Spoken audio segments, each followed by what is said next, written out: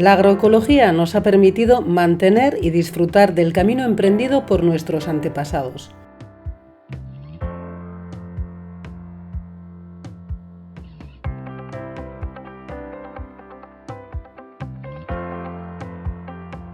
El caserío Etxeberri Goikoa de Olaberria es un caserío diversificado en el que trabajamos en equipo.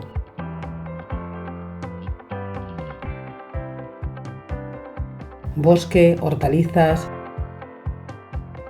pollos, carne, lácteos.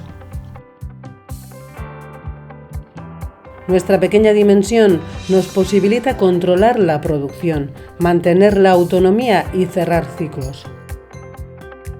Creando, transformando y vendiendo alimentos, comprando lo que necesitamos a nuestro alrededor.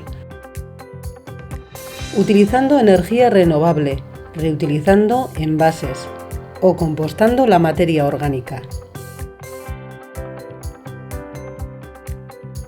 La marca Belleco nace de la colaboración entre caseríos. Detrás de este nombre estamos 3 caseríos. Beracoetxe y Sarobe elaboran los yogures y pasteurizan la leche.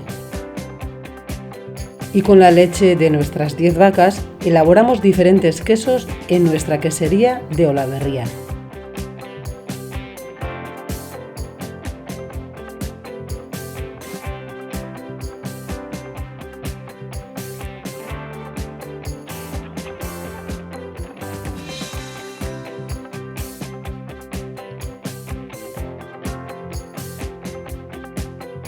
Semicurado, pasta blanda, láctica, azul, crema, gaztazarra y requesón.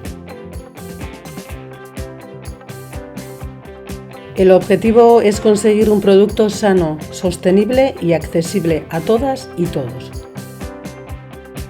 Frente al modelo industrial, la colaboración y la diversificación nos abren paso al futuro.